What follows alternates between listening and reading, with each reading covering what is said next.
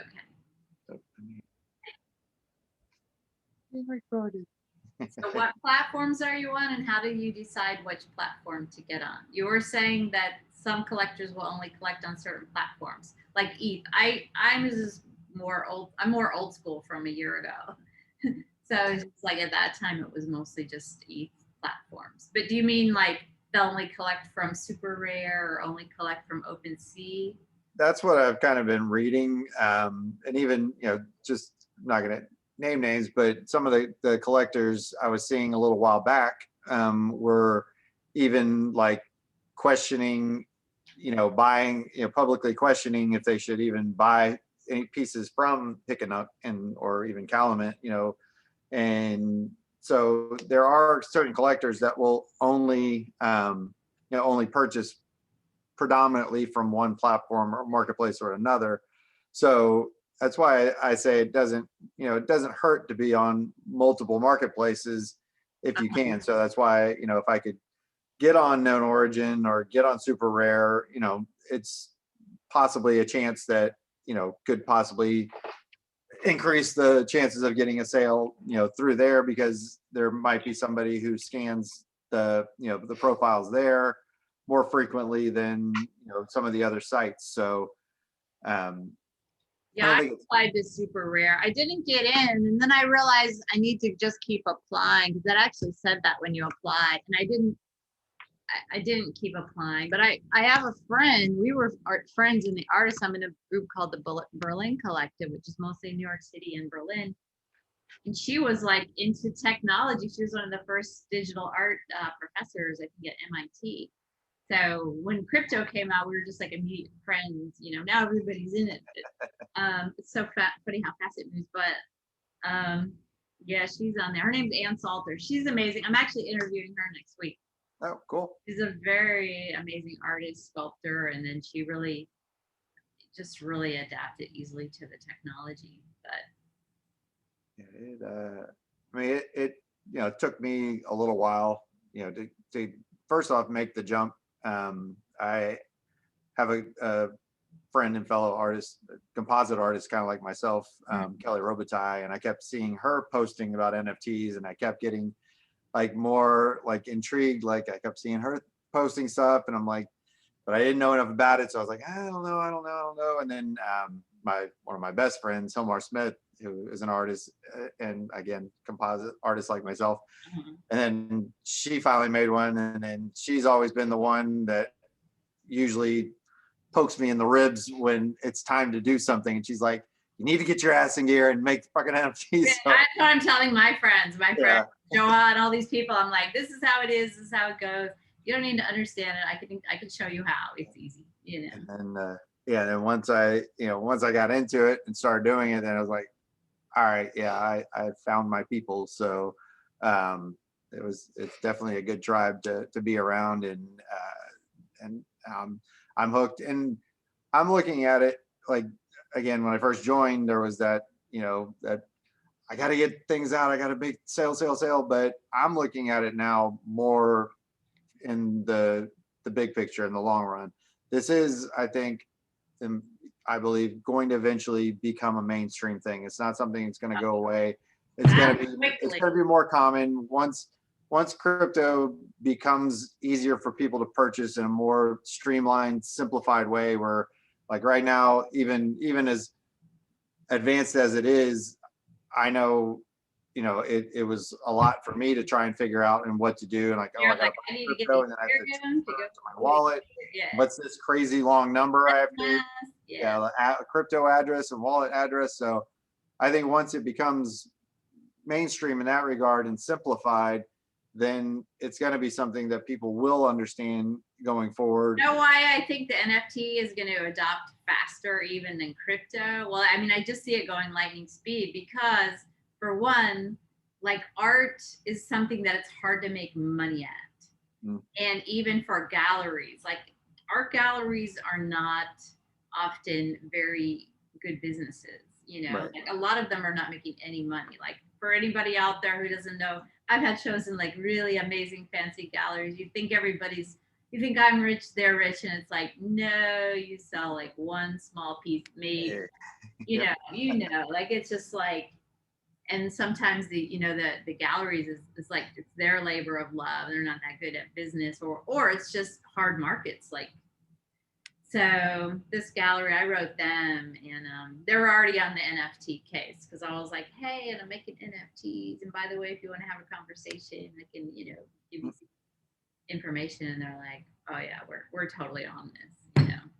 Yeah, and it could, I mean, you could even have it where if you possibly partner with a physical gallery, and if you do physical art as well, you could have it where you maybe only have exclusive access to that NFT if you go to the gallery. You have to be there and scan from and have that as an incentive for the gallery to promote your NFTs in that way. So there could be tie-ins with physical galleries. That's why I've started putting the barcodes on my pieces at the shows, so that somebody could be standing in front of the physical piece and go, I don't have any place for that on my wall, but I'd love to have this piece, and they could boom buy it right while they're incorporated into the actual photograph. What's that? Are you start incorporating into the actual photograph, like on the T-shirt? Is like the code from where. No, but I put a separate under the title tag, like that sits next to it, that has a description. I create a little barcode tag that says this piece is also available as an NFT, as a little standalone that sits with the title tags. And though I haven't had any sales yet from them through the shows, I have noticed people while they're there checking them out. So people are aware of it, and they are checking them out while they're at the shows. So there is that mindset starting to happen with people, and having that readily available. And and I've already seen virtual shows of sorts where it's a gallery lined with video screens, and they've got NFTs revolving that you can walk up and just purchase while walking through the gallery and looking at. So I think that's something that's going to evolve. And even the projection systems, like again, like I was saying, I've said is I've always supported artists, and I have a lot of art from a lot of physical art from artists, but I only have so much wall space. But I love NFTs because I can still support an artist, still have a piece of that artwork, and once technology as far as displays catch up, I could have a really nice looking display in my house that can be just revolving all the NFTs that I own. And it could be that's where I'm seeing it going to. And then I'm sure at some point, again, that things are going mainstream. I'm sure eventually there'll be an Alexa app for your Alexa show that it'll be sitting on your counter, and you can have them revolving, things like that. Like, start integrating even into, your home, wiring, Oh, that's amazing. System. Have you heard of the NFT mansion in Baja California? No, I have not. Oh, it's a Comey house. You got to look up acomyhouse.com. It's like AQOMI. Also, they're on Twitter and Instagram. Where I think the first time I ever listened to Clubhouse, I heard about a Comey house. I was just like, oh my God, my life will never be the same. They're making these mansions, because that's like this ultra modern, state of the art with NFTs, and then also physical art. Like, can you imagine, like. That's where I see it going. It's going fast. Like they actually, this project was, they worked with a construction company, like one of them owned some kind of construction. So, but you actually get the mansion, you can buy it for $1, but what you're really purchasing is the art collection. So I like that, and then they can, you can build a mansion, or you can just keep the collection. But and I mean, you said you do performance art, and that you could have it being displayed on a wall in a studio, your performance, and then someone could walk up and purchase it. So it doesn't have to be even like in the space. It could be being projected on a wall or something, and have it right there, and someone could purchase it. So that's where I see them heading. Yeah, because I do have some videos and some virtual reality videos. And the thing is that the videos, like before, even my own videos, I didn't get them together too much, and they're just floating around because we have to, make our bread and butter, and, doing all the extra steps for free sometimes is like you don't get around to it. So what's good about Hickanut? I've never been on it. So literally only in the last month have I really been like, okay, now I'm going to learn everything about NFTs and establish myself like as an NFT artist, besides, the other stuff. Right. That's the most common one that I was seeing for a long time. Well, Hickanuk is, well, one, it's, it's not ETH or not ETH, it's on the Tezos blockchain as far as that goes. And Calumet is Tezos too, right? Correct. Yep, both of them are, and both of them are really nice sites. But with one with Hickanuk is, and actually Calumet, both of them, your gas fees are almost next to nothing. I mean, it's like you said, the early days when you first minted, I mean, it may cost you $1 or a few dollars to mint, and you can with with Hickanuk, I think you can. Well, I think them and Calumet, you can do as many up to a certain amount of series you want, so you can do a whole ton of them. The difference is with Hickanuk, they're all basically minted as almost the same, or almost considered the same number. So even though it's one of whatever thousand or however many you produce or you mint, they don't have like a separate identification, so to speak, where on Calumet, when you're minting, each one is its own entity on the blockchain. Yeah. So it is an actual series that you're buying, and you're buying one of, so two of. Technically, on Hickanuk, it's not actually non-fungible. It's fungible. Technically, because if you move a bunch of them, interchange them. Yeah. Yes and no. I mean, you're buying it from the artist. So as far as that goes, it's not, it can't be changed in any way, but it's not a true series. So if you're buying, if there's 8 of 10 left, you're not buying number 8. It's not identified as number 8. Where on Calumet, if you create a series, they literally are 1 of, 2 of, 3 of. They are an actual dedicated series, and they're individual on the blockchain, identified that way. So that's kind of the advantage to Calumet over it. And Calumet has a much I won't say friendlier interface, but it has a little more.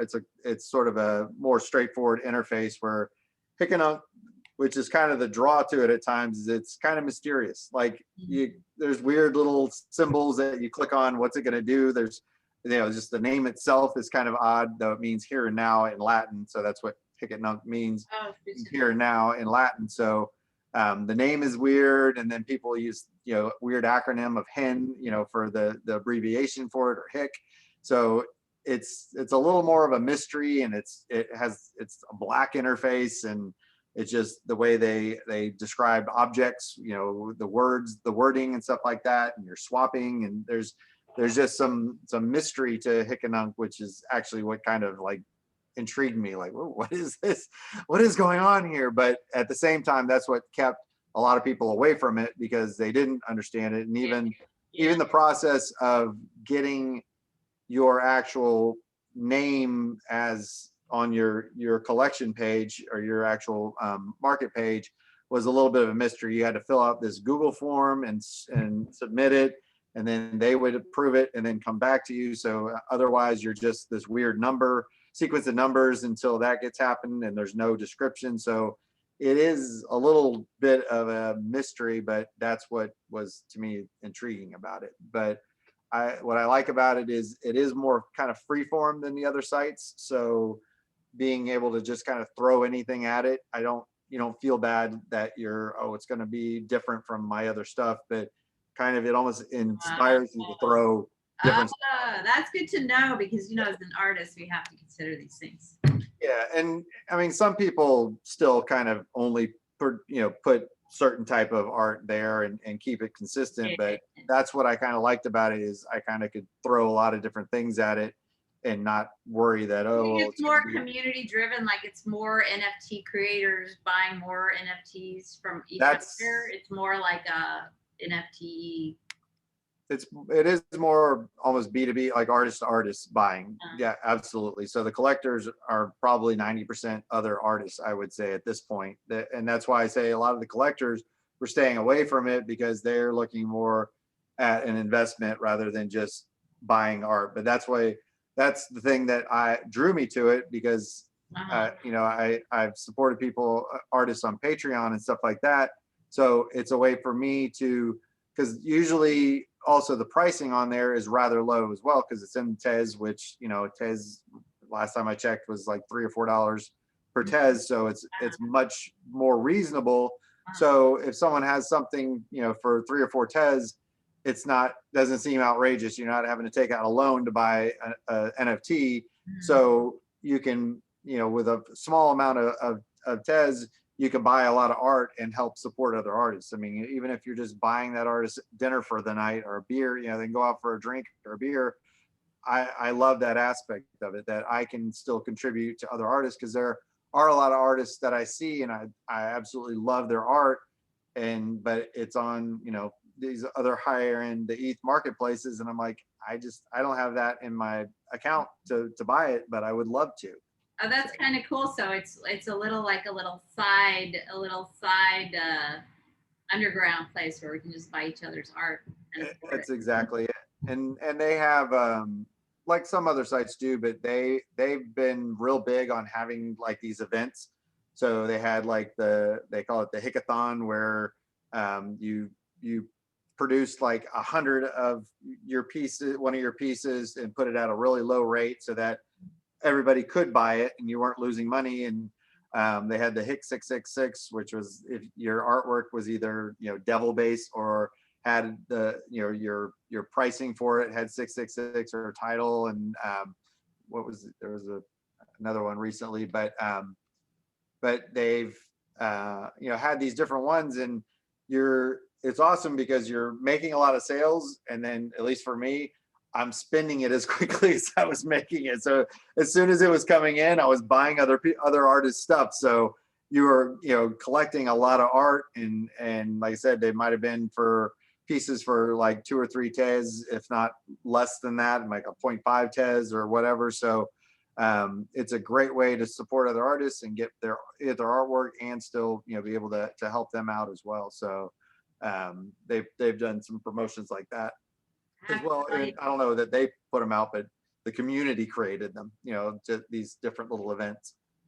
So One of my exciting moments in life was when I was on Clubhouse. So I just got on Clubhouse. Like I was on Clubhouse before, but I never listened to just regular crypto stuff because I had already, anyway, I just wasn't, I just didn't need to do that. But I was so excited when I got on the Clubhouse and people are like, oh yeah, this one's 7 Tez, this one's, 0.04 ETH. And like, to me, to have people thinking in crypto money, that was amazing for me because, it's a huge mass adoption where people aren't thinking in dollars. They're thinking in Tezos, they're thinking in Ethereum. And I get very excited about that, especially I like the global community aspect too, yeah. Oh yeah. So it's so cool. Like I just love it. I just love to hear somebody say like how many Tez, how many ETH. So it's so cool. Yeah, the global aspect, especially because there are some of these artists that are in countries where it's hard to make a living of any kind, and they can be selling NFTs. And what we might not consider a lot of money is actually they're bringing in a lot of money by just selling some on Hick and stuff like that. So even if they're selling it just for a couple Tez, that could mean a lot of money to some of them. So Oh yeah. so it truly is decentralizing currency in that regard, where you aren't so strapped to whatever your region's I know. I love it. currency is, and you're able to live. I mean, that's the beauty of it for an artist, especially because we've always been the ones that take the back seat and always get shafted when it comes to making money. Everybody expects it for free because you love doing it. Well, yeah, I love doing it. I also love eating, and I love having a house to live in. So yeah, I do love doing it, but put a lot of time into doing it, and I want to be compensated for it. when I do create it. So yeah. Yeah. I even stopped doing art after all. I'm like, this system is broken. And I've been thinking about it for years. How am I going to make money on art? The system is broken. Like for me, my experience in the gallery system, and it was broken. It just didn't really work for the artist, And I live in Washington D.C. and I have a few friends who are the most successful artists here, and they make a living, but they work night and day, and I'm just like, I'm not going to do that. Mhm.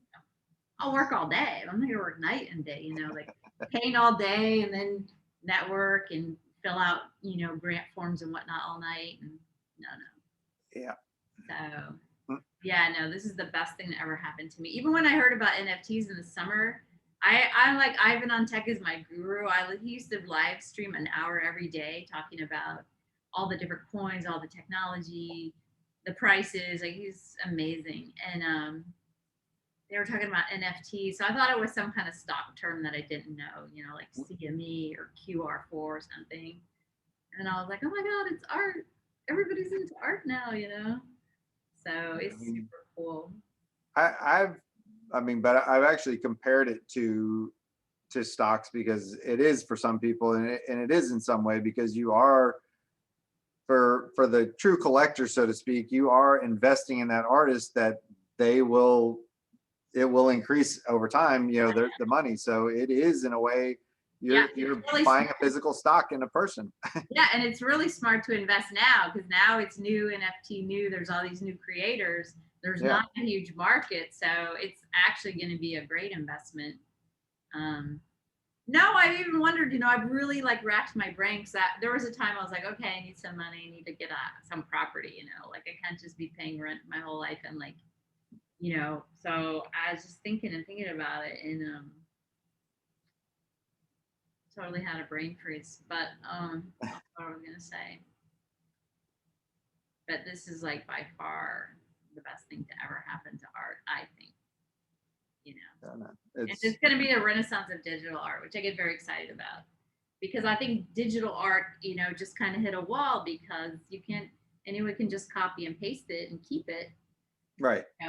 and then it's just physically and financially not feasible to keep making amazing stuff, put all of that energy into creating, amazing things and really going forward and like honing your technique and being Right. creative. And that's what I was going to say. I actually was, so I actually, I have written some books and one of them is the workbook for a business startup book. So I was like, there's one thing where you're like writing down like all of the people that could be using your work. So I was literally like money launderers.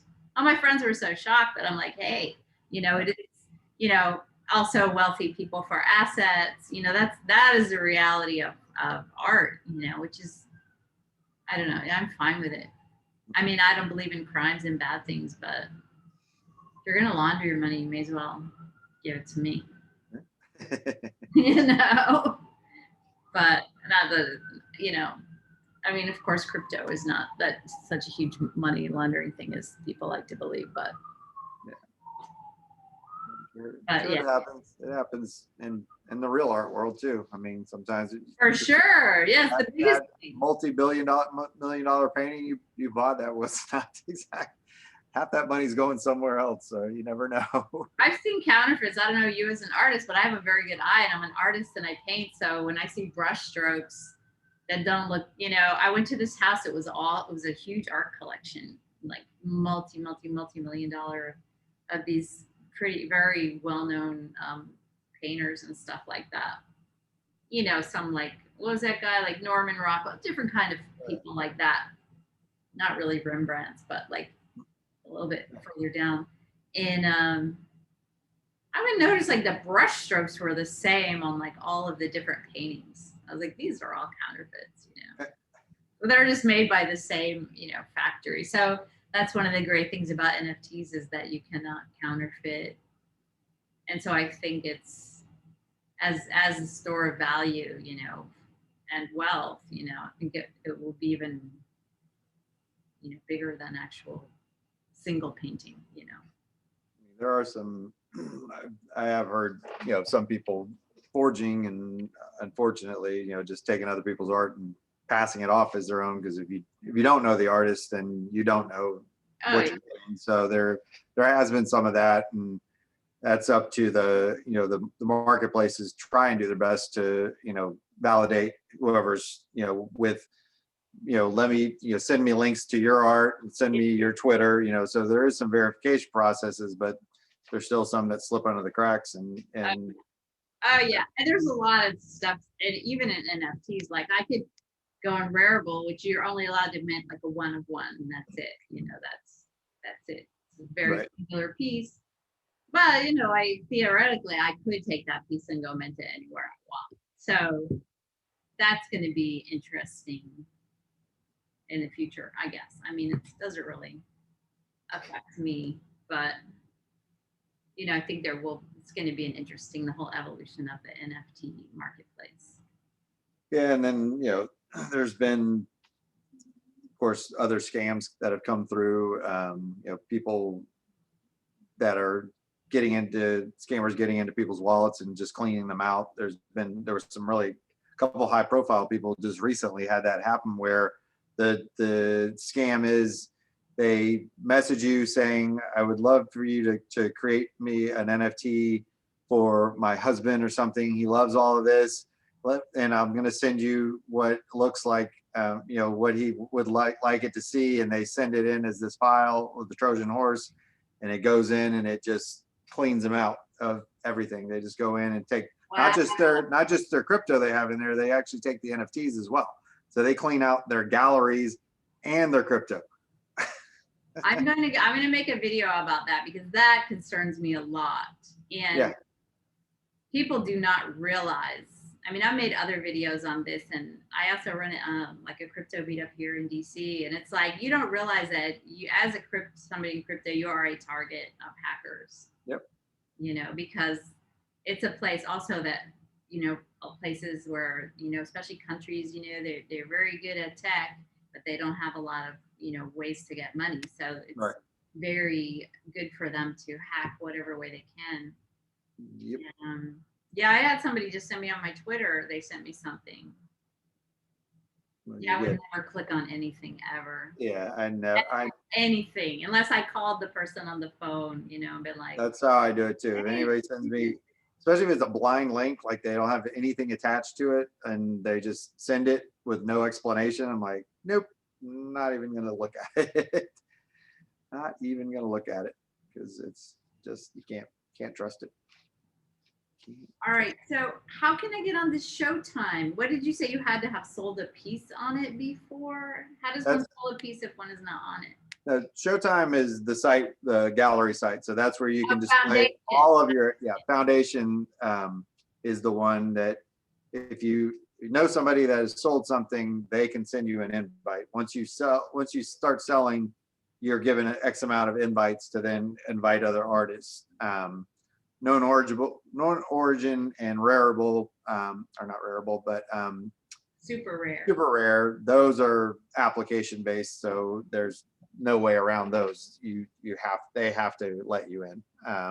But Rarible, OpenSea, some Nifty Gateway, I think is one of the other ones you just have to be verified as a human, and that you have your social media accounts are linked up and stuff like that. So but in Hickenhook, same way, just a quick little process and you're in. So Calumet. So they're trying, which is good. They're trying to make sure that you are legit coming in, and you got to obviously link your wallet and to all of them as well. So they have to know that you're a real person and that you're really doing what you're doing. So I don't know how many human eyes go on the pieces, because some of them say send links to your artwork and stuff. But at least they're trying to make sure that you are who you are to get verified on those sites. So that's a start, at least. Maybe they'll eventually come up with some kind of an online ID that can be, verified, kind of like have our VeChain. Yes. That's the VeChain is like the supply chain tracker, and they had like a COVID vaccine tracker in Cyprus. Cyprus, yeah. That's interesting. there's other technologies that do that too. There's other cryptos like Origin Trail and other ones, but that's sort of the famous. It's kind of famous for verifying. I mean, it was created in China by like Versace of China to verify the authenticity of products. Because I guess in China too, besides of Versace being an issue, like even if you buy a bottle of champagne, the chances are that it's like there's been 10 different bottles of champagne like reused in that one bottle. Shit. Yeah, right. So you can't even buy champagne like authentic there, or maybe we don't here either. Who knows? Crazy. Right? You know. It tastes good. Right. All right. I guess. Do you have any questions for me about crypto or anything like that? I mean, like I said, I'm so new to it that I'm still just trying to figure out the whole thing. I mean, I definitely have my head more around, you know, the NFT side of crypto and how it all works. But yeah, I guess, I mean, like I said, a lot of the things that were puzzling, like, you know, using things like Coinbase and buying and stuff like that. Now, I always hear about the bull market and stuff like that. So do you have any predictions for market flux up and down in any of them right now? I don't really predict. Well, it's definitely going to go up eventually. You know, that's my prediction. Okay. Especially Bitcoin. Yeah, I think they're all at, I think it's a good time to buy. I buy and hold. I don't play the market, which is going to be increasingly difficult because the crypto market is manipulated now that all the big corporations are all buying in, you know, because Right. they can't be left out. You know, they own everything, and so they're not just going to go quietly, you know. So, yeah, I mean, yeah, it's a good time to buy Bitcoin. I think what's going to happen soon. I was going to Google this. Is that, you know, there's like a Ethereum technology is evolving. So what they've been working on, you know, up for a long time is, you know, how to lower the gas fees, which is this huge problem that all NFT creators understand firsthand. You're like, I understand it because I have a lot of Ethereum coins that I bought on Uniswap, which I made a lot of money on because I bought them like way in the beginning, and I couldn't sell them because it was like too expensive to sell, and like sometimes it was more expensive to sell than what I bought it for.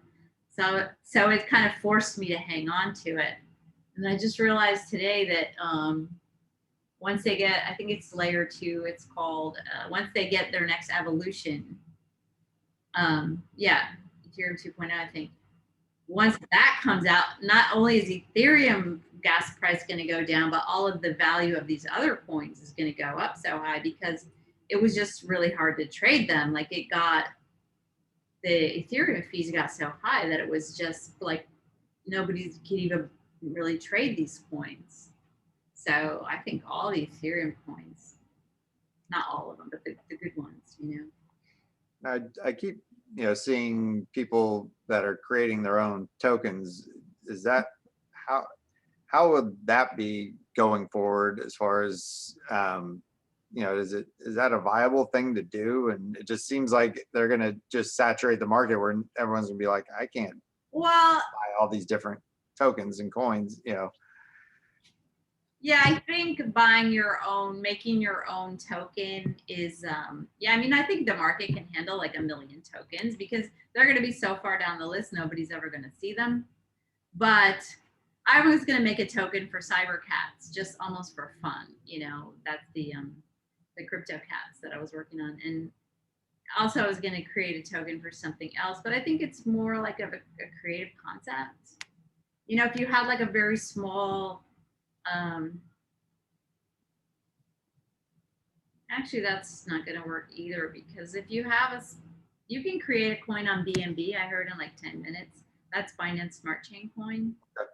But you could probably just Google like how to create a BNB coin, Binance Smart Chain coin.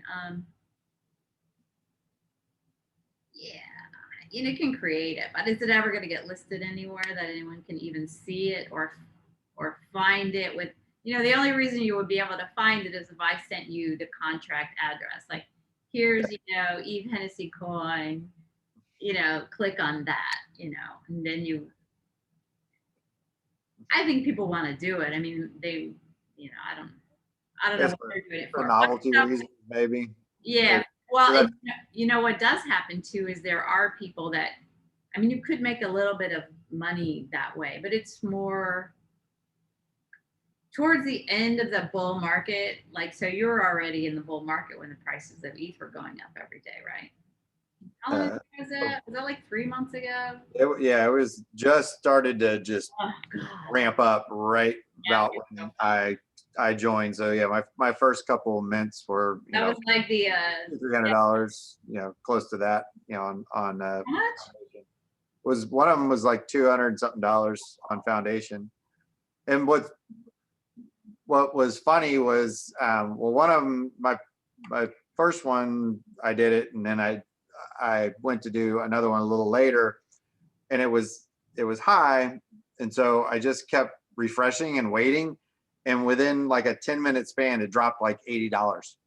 Yeah, that's how it is. I just sat there and refreshed, and it dropped, and I was like, Yeah. now. Or you And then I was in. wait another time a day, wait another Yeah. day. Yeah, it varies. Yeah, wait another refresh. Yeah, 200. The thing is now, so now the price is low. Yeah, it's so interesting to how you can price your art, because like say if I have a piece now, I'll just call it 1 ETH. That's right today it's probably worth like $2,223. That was last time I checked, that's what it was. So then like if ETH, we go back into the crazy bull market, hopefully, what if it's worth like $10,000? Right. That one, NFT, like the prices are going to fluctuate so much. I think it's interesting. Yeah, I don't play around with my prices. Like I set them and forget them, and just I don't keep raising them and dropping them on the market, because like you say, at some point it goes back up, and then I'll lose money on that piece. So most of my ETH pieces I had set at 1 ETH each on the markets. The only one that's above that is the one that I did. That is the one where I'm in the devil. When my parents died, I actually put 10 ETH on that, because I want whoever's going to buy that must really want to buy it. I don't want that one to just go away quietly. That one, someone has to really connect with it and really want it. And I'm okay if it just sits there forever and never sells. So, but pretty much all my other ones are either 1 ETH or slightly below. I think, I think the one on OpenSea was the only one that I dropped the price after the fact, because I did start thinking that in the early days, like, oh, I put too much and I dropped it. So I think that one's at 0.1 ETH. And then the devil contract one is at 0.666 ETH. So that's the only one that's at a different price, but all the other ones are all at 1 ETH. And then my Tez ones are between 2 and 3. And then I think I've got one that's also at 666 ETH, and it's the one with the where I'm the puppet. So and again, only because it went with that series. So I kind of that trilogy, so to speak, I wanted a little higher for each piece, or at least kind of be in a consistent or somewhat consistent range. So pricing is hard. I made one, like I put my first NFT, like digital art, like real NFT, and I put it at a low price, like 0.2. Or because the thing is, I never really made too much digital art before, but it's kind of goes quicker than painting, really. So, but then I don't know how to price my stuff either. I don't know anything about how the market is. So I was just like, well, maybe I'll do one, and then just every time I'll double it for a while and see what happens, Because I really wanted to sell, because when the market crashed, I was making so much money, like in crypto, like so much money. I had a lot of coins that went like 100 times or more. nice. So I just was like, and then the crash comes, and I'm like, oh, start driving like DoorDash, from like, just making like $5,000 a night in my sleep to like door dashing, which is not a good job. You really don't get very much money with that when you average it out. So now I'm like, okay, I got DoorDash. I gotta sell some NFTs. I don't want to sell my crypto until it goes back up. I'm just holding on to it, but I would still be gaining because I bought it all. The longer you hold it, the more money you're gonna have. Yeah. That's how it goes. Like Bitcoin is just for 13 and a half years. It just goes up. Right. I'm gonna get some Tezos now. I realize how many people are interacting with Tezos. Did used to have some. It's one of the older coins, Tezos. Been around a long time. That it's relatively the price point is low, and what you can get for it, like I said, if you want to buy and purchase other artist stuff, usually the pieces are now, it is starting to gain a little more popularity, so some people are now kind of almost pricing the Tez pieces in line with, say, a 1 ETH piece equivalent in Tez.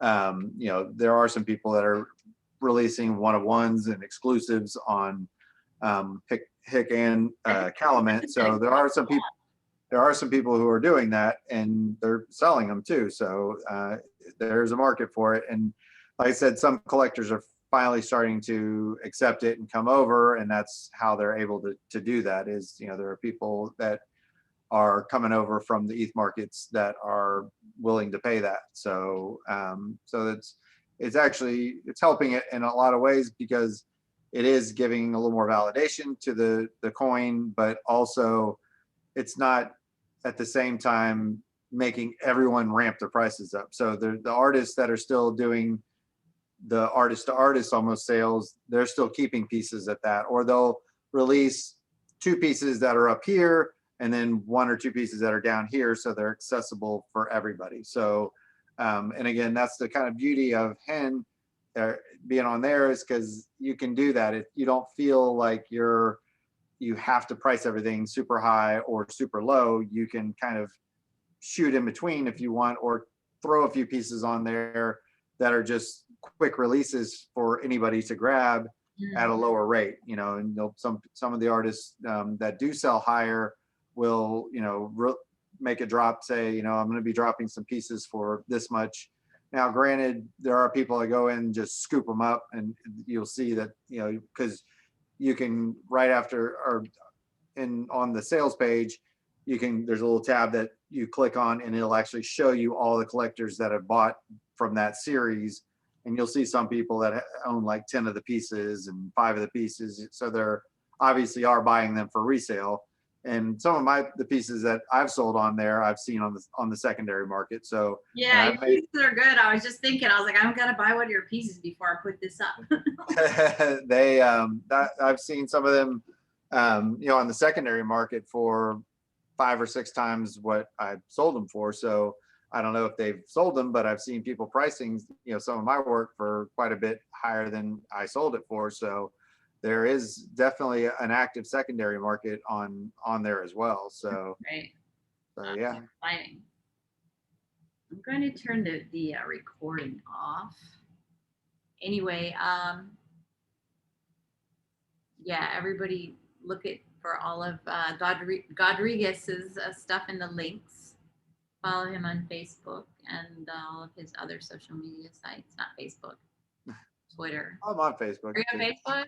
I'm on it. I mean, I rarely post there, but I'm there as well. And because if I post about NFTs there, it's like crickets. I mean, nobody, or they'll make some snide joke about it, and so I wasn't sure they were getting shadow banned. Just on my regular Facebook, I posted something about an NFT, and I didn't get any like. I just put a little hashtag NFT, and I didn't get any likes, which is kind of weird. Usually, I put a post and then I get some likes, but. Well, and then when I first started posting on Instagram about NFTs, and the first time I just put NFT as a hashtag, immediately my DMs had like 10 people in there.